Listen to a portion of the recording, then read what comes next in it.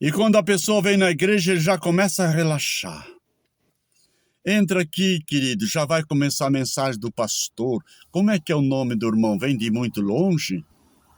Ah, eu sou presbítero, eu sou pastor.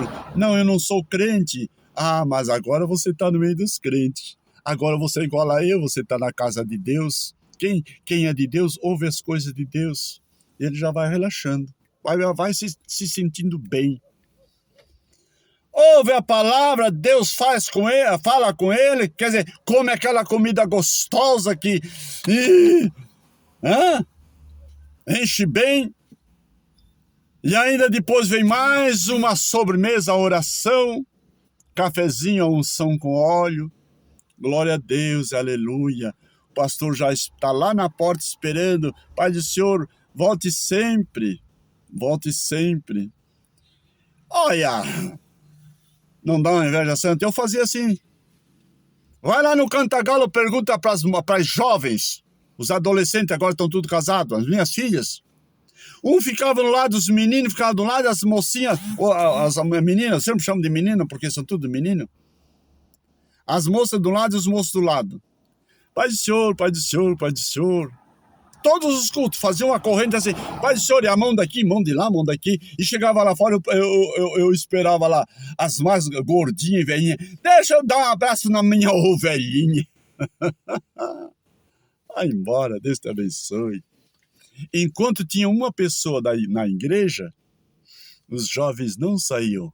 Se era culto de jovem, era culto de jovem. Se era culto de círculo de oração, é culto de círculo de oração. Se era culto geral, daí estavam os diáconos, os presbíteros, alguns ali. E alguns disseram, irmão, já está disputável, eu quero ser o primeiro, eu quero ser o primeiro. Aquele que veio, eu quero dar um abraço. Gostoso, irmão. Gostoso. Outra hora eu vou falar que a igreja representa outra coisa. Amém? Vou continuar aqui na palavra. Às vezes eu esqueço, Jesus. Não é bom. Eu gosto de falar a palavra de Deus. Então,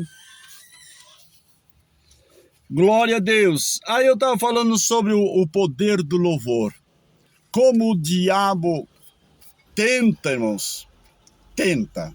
Se você tem o ministério da adoração, que é um levita, ora a Deus. Diz assim como disse Isaías no capítulo 6, que Deus veio e pegou uma tenaz do céu e tocou nos lábios de Isaías. Agora foi purificado do teu pecado. Glória a Deus. Porque Isaías disse, ai de mim, que sou um homem de lábios impuros e habito no meio de um povo de impuros lábios. E os meus olhos viram o Senhor, Rei da Glória. Ele tinha visto mesmo. Glória a Deus. Vamos olhar. Então, meus queridos irmãos, o diabo tenta tocar na vida daqueles que louvam o Senhor. Vamos para Número. O livro de Número 22.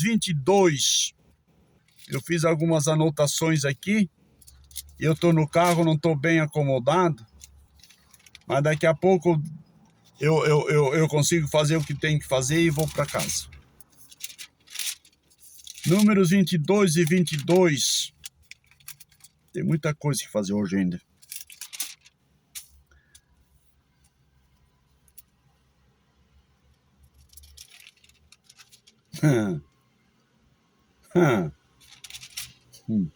Vamos ler?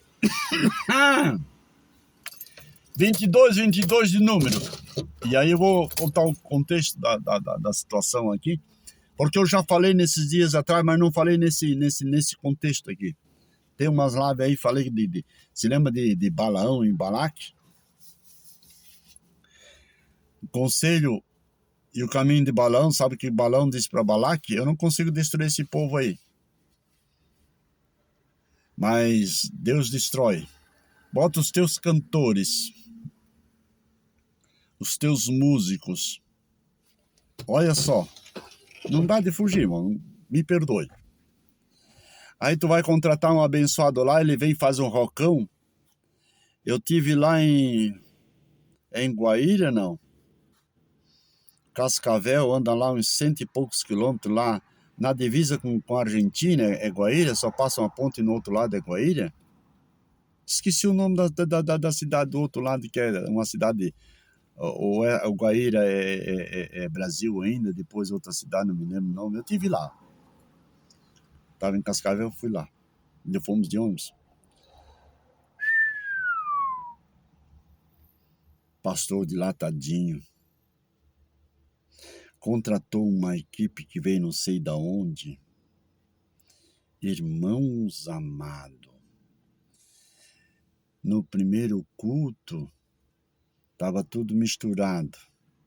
No segundo culto foi uma coisa fenomenal.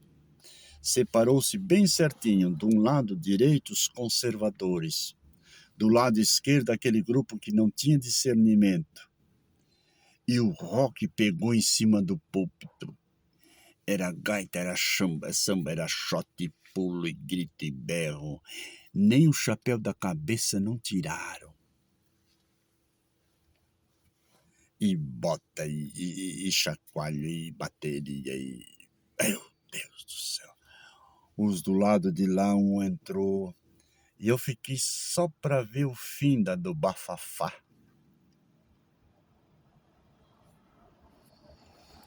Não precisa dizer que teve 2 cultos, só no terceiro culto só ficou ele e aquele grupinho lá na frente. Uma terça parte, o resto ficou tudo em casa. Eu tive que ficar lá porque o pastor disse: sim, pastor José, você não gostou do grupo? Ainda teve a coragem de perguntar para mim, filha da mãe. Eu disse: não, é uma benção, irmão. Eu não sei se estavam na igreja ou estavam numa boate, numa zona, numa discoteca, eu não sei onde que estava. Só que eu lá dentro não pude ficar, irmão. Me deu nojo, vontade de vomitar. Ô, irmão, é radical, meu Deus. Ô, Jesus. Virou as costas e saiu. Quase que me tratou de nojento. E aí os pastores não vigiam, traz essas tralhas do lado de fora, cobram um dinheirão, ainda tem seu hotel 5 estrelas, come o dinheiro dos coitados dos crentes, vende aquelas porcarias de lixo de CD e vão para casa e são capazes de ir para boate ainda. Conheci alguns assim que saíam da igreja para boate. Dormi na boate, já tinha contratada lá, porque aqui não é assim, irmão. Aqui em Santa Catarina não é assim. Mas se você vai para São Paulo e outros estados, quando você vai chegar num hotel, principalmente em Brasília, eu já fui vereador, já fui em Brasília algumas vezes, aí o dono do hotel diz assim: você quer acompanhado ou quer só? Como acompanhado? Se você quer 1, 2, 3, já dão cama de casal, não existe cama de solteiro lá. Deu para entender? Deu para entender? E aí o parlamentar, porque só recebe a nota, entende? Só recebe a nota e a prefeitura paga, e aí se é para ficar 3 dias lá, ele fica uma semana. E chega em casa, meu velho, como é que é Brasília bonita? Ah, Brasília é uma excelente. Mulher, eu fiquei encantado por Brasília. Ai, ai, ai, ai, ai, ai, ai, ai, ai. Pena que tu não pode ir junto, querido, eu te amo.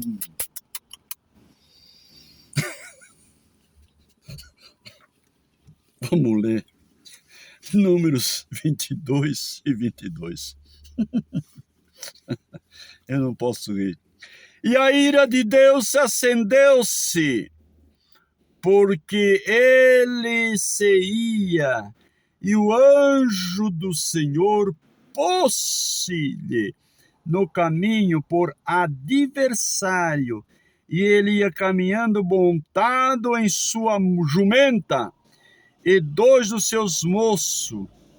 Vamos ver o 23 também, para você entender o contexto da história, depois eu vou contar. Viu, pois, a jumenta, o anjo do Senhor que estava no caminho, com sua espada desembainhada nas mãos, pelo que desviou-se a jumenta do caminho e foi-se pelo campo. Então Balaão espancou a jumenta para fazê-lo tornar ao caminho. Oh, glória! Balaão, meus queridos irmãos, era um profeta temente a Deus. E Balaque soube que tinha um vidente lá que profetizava as coisas e acontecia. É a mesma coisa como hoje, meus queridos irmãos, chamam aquelas pessoas, eu nem sei que era uma tradição da Igreja Católica, que benzia e fazia responso. Tô louco tô quase sofrendo desmaio santo. E dizem que funcionava, e muita gente vai de atrás para achar animal perdido, coisas perdidas. Existia muito naquela época. E a senhora, os senhorzinhos, rezavam responso. A minha avó rezava responso, eu nunca ouvi o que ela falava, ela só resmungava, não sei se era na língua indígena, ou para mim, porque, sabe, porque não tem palavra, não tem significado bíblico. Mas como o mundo é composto de tudo, naquele tempo também existia esse tipo de gente. E Balaque pensou que, assim, calculou que Balaão era o mesmo tipo de pessoa. Não estou dizendo que essas pessoas que rezam o responso, que não creem em Deus, que não confiam, entende? Não estou metendo pau, não. Cada um é cada um, eu não posso estar aqui julgando. Entende? Mas quem não conhece a palavra de Deus, aí vive em outra dimensão. E quem conhece também vive em outra dimensão. Chamou o Balaão, Balaque chamou o Balaão e disse, olha, esse povo aí está querendo cruzar meu território, e tu vai lá e amaldiçoa ele, deu um tanto, e aí ele não podia amaldiçoar, deu outro tanto, ele não podia amaldiçoar. Até que no fim ele deu um conselho para Balaque, disse, olha, bota tuas moças cantarem lá e fazendo festinha, e as moças do lado de lá e os moços do lado de lá escutam, e aí eles vêm aí, começam a fazer a festa entre eles, e o próprio Deus de Israel vai ter com eles. Aí vem mais para frente ali, eu já li na live passada, que Deus pediu assim, ó, bota os anciões aí, ó, os chefes das tribos, os homens maduros, com certeza assim da minha idade, assim, talvez até mais velho que eu, que eles viviam mais tempo, e bota na minha presença e enforca-os perante o sol. Quer dizer, enforca e deixa lá. Deixa a varejeira comer aquele bichão lá, como é que é, o marimbondo, a marimbondo peixe. Mas tá morto. Arranca pedaço. Deixa vir aquele bichinho assim, ó, como é que é? Escorpião. Come. O escorpião pega aí com o rabo e bota na boca. Deixa lá no sol, deixa lá. Quando a pele estiver toda podre, amolecida, e saltar o cadáver, todo o povo de Israel ver como eu odeio, como se acendeu a ira do Senhor. Falei a vez passada sobre a ira do Senhor, por causa de um conselho de um maledeto, como diz italiano. Entende? E agora e a ira de Deus se acendeu porque ele se ia, quer dizer, pegou um din-din da mão de Balaque, com as forjas cheias de dinheiro, como muitos fazem nas igrejas aí que não tem um discernimento do abençoado. Eu ia dar um testemunho, mas acho que eu vou dar. E o anjo do Senhor pôs-se a caminho. E a jumenta viu. Por causa disso, quando eu chamo alguns de jumentos, os irmãos dizem, não, pega leve. Alguns líderes religiosos aí, Balaão era um líder religioso. E a jumenta, que diz que é um bichinho mais burro, porque já tem um nome de burro porque é burro, mas na verdade é um bichinho mais sensível, mais obediente que existe, por causa disso Jesus montou nela. Ela dificilmente porcoveia, como fazem outros animais. Vai deixar essa parte da jumenta lá. A jumentinha olhou, viu o anjo. Só para você ter uma ideia, lá no capítulo 6 de Apocalipse, se eu não me foge a mente, é o versículo 4. Nós vamos chegar lá. Daqui a pouco eu chego em Apocalipse.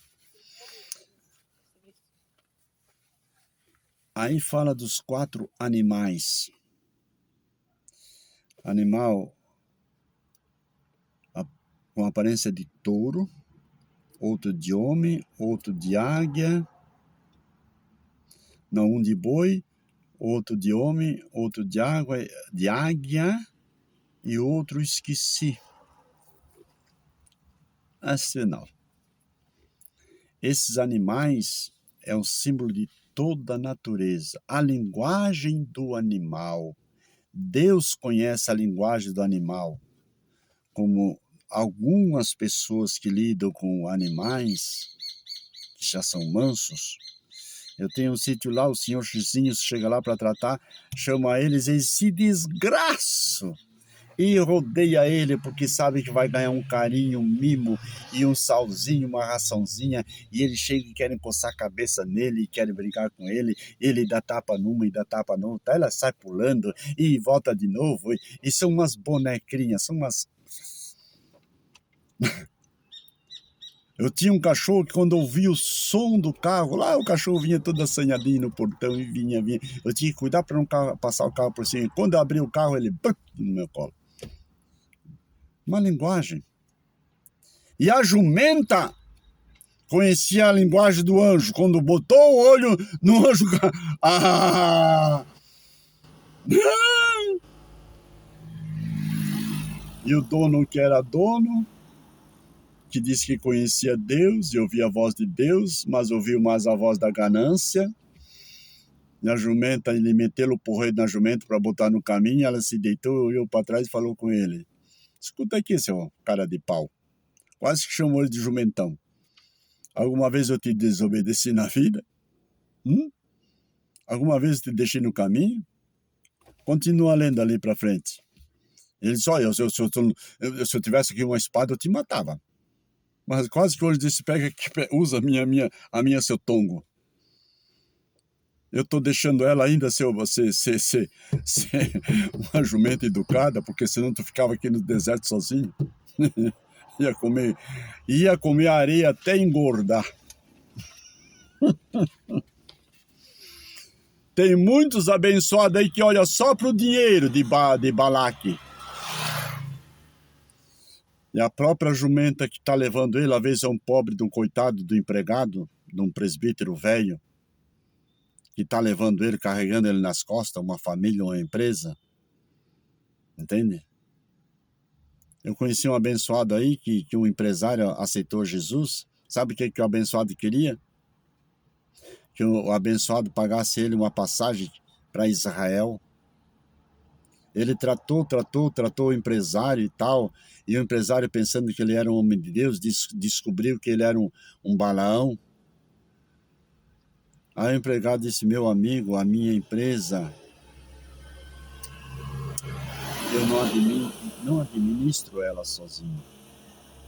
Eu tenho um contador, eu tenho sócios, eu tenho acionistas, e da minha empresa não sai um centavo. Sabe o que é essa contribuição que eu dou para a igreja? É do meu salário. Claro, se ele era dono da empresa, o salário dele tinha que ser um salário especial. Ele que fazia o salário dele.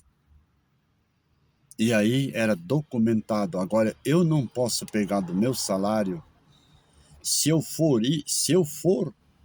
aí eu faço. Eu justifico o meu salário para a empresa. Mas te dar, não posso. Sabe o que aconteceu com o abençoado? O empresário foi para uma outra igreja e o abençoado ficou chupando nele. Não falo mais nada. Eu sei o nome do empresário e o nome do abençoado que fez essa arte. Aí o abençoado, uma cara de pau, que, nossa, era primo dos Madeira. Mais tarde pediu para sair para o Rio do Sul, porque não tinha mais ninguém. Deixa quieto. Vamos para frente? Vamos para frente? Amém. E também tem uma situação aqui, irmão, que Satanás, ele é líder dos espíritos caídos, ou demônios. Vamos para Mateus 12 e 24. Eu acho que já falei até isso aqui. Às vezes eu esqueço. Mateus 12 e 24 eu falei, né?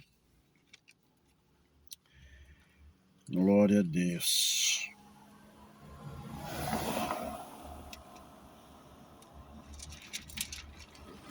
Mateus 12 e 24.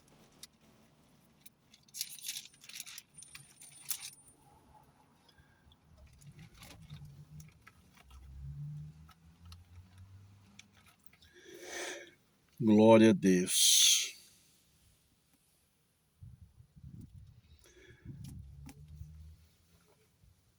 Vamos ler o 22. E trouxeram-lhe então um enfermo. Já veio 20 minutos, só vou ler esse versículo. É cego e mudo, de tal modo que o curou, que o cego e o mudo falava e via. Jesus curou o cego e o mudo, a maneira que tal. E toda a multidão se admirava, dizendo, não é esse o filho de Davi? Amém? Até aí tudo bem. Mas o 24 diz assim, mas os fariseus, ouvindo isso, diziam, este não expulsa os demônios, senão por Belzebu, príncipe dos demônios.